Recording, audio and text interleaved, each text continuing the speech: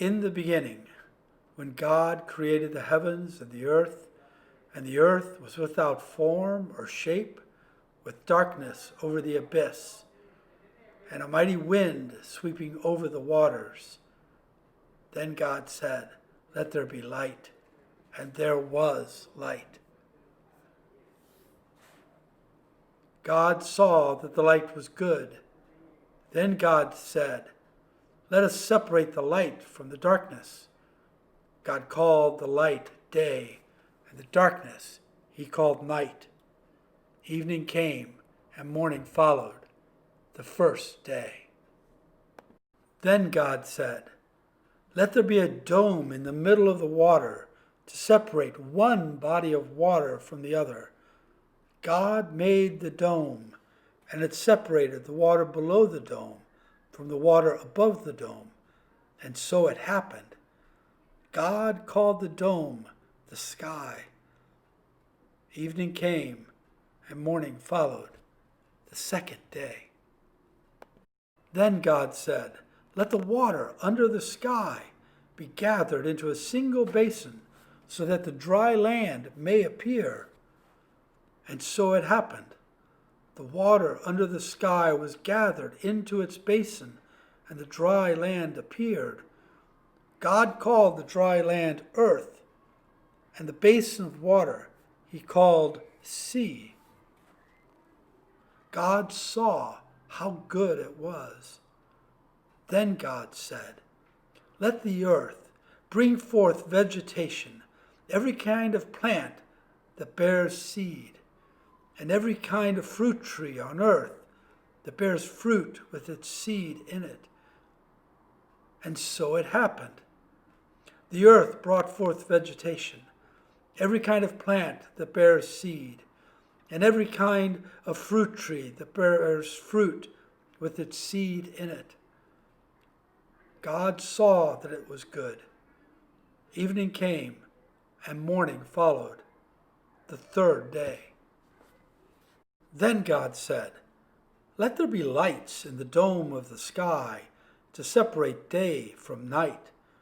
Let them mark the seasons, the days, and the years, and serve as lights in the dome of the sky to illuminate the earth." And so it happened. God made the two great lights, the greater one to govern the day, and the lesser one to govern the night, and the stars. God set them in the dome of the sky to illuminate the earth, to govern the day and the night, and to separate the light from the darkness.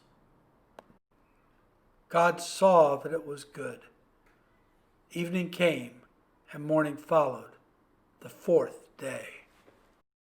Then God said, "Let the water teem with an abundance of living creatures, and on the earth let birds fly beneath the dome of the sky." God created the great sea monsters and all kinds of crawling, living creatures with which the waters teem, and all kinds of winged birds. God saw that it was good, and God blessed them, saying, "Be fertile, multiply, and fill the water of the seas, and let the birds multiply on the earth." Evening came, and morning followed, the fifth day. And God said, "Let the earth bring forth every kind of living creature, tame animals, crawling things, and every kind of wild animal." And so it happened. God made every kind of wild animal, every kind of tame animal, and every kind of thing that crawls on the ground. God saw that it was good. God said, "Let us make human beings in our image, after our likeness.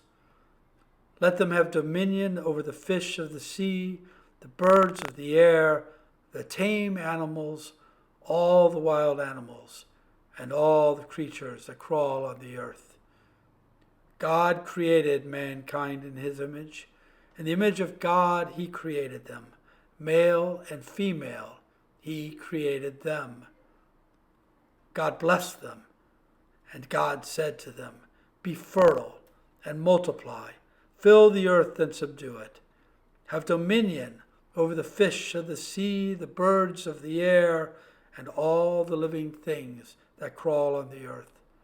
God also said, "See, I give you every seed-bearing plant on all the earth, and every tree that has seed-bearing fruit on it to be your food. And to all the wild animals and all the birds of the air and all the living creatures that crawl on the earth, I give all the green plants for food." And so it happened. God looked at everything that he had made and found it very good. Evening came and morning followed, the sixth day. Thus the heavens and the earth and all their array were completed. On the seventh day, God completed the work he had been doing.